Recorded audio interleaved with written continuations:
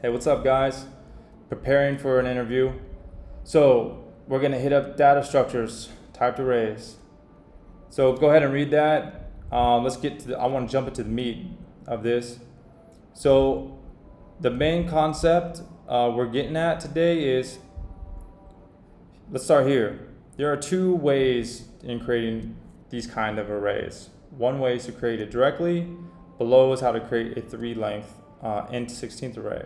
All right, but what we want is you can create a buffer to assign how much data in bytes you want the array to take up. Note, to create a typed arrays using buffers, you need to assign the numbers of bytes to the multiple of the bytes listed above.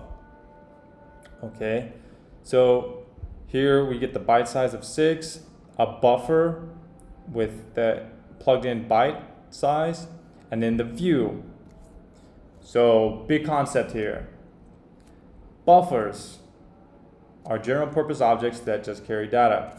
So imagine them as like a box.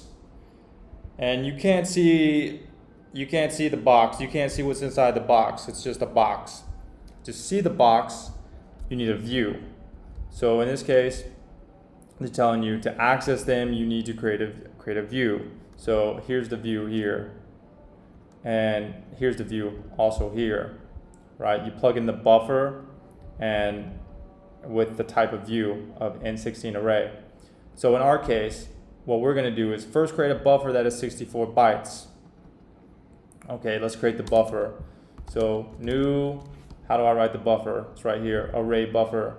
So array buffer, and it wants how many? 64 bytes. 64. Okay. Now, what it's meaning when they say buffer, you can't see the buffer. Let's go ahead and see what happens if we console log that bad boy. So buffer, nothing. Right? You're just empty colon. Okay. So we need to create the view to see what's inside the box. So what kind of view do they want? They want an int32 array, and we plug in the buffer. And now let's view that view, and there you go. Now we can see what's inside the box. Let's go ahead and run this then. Boom, chaka laka.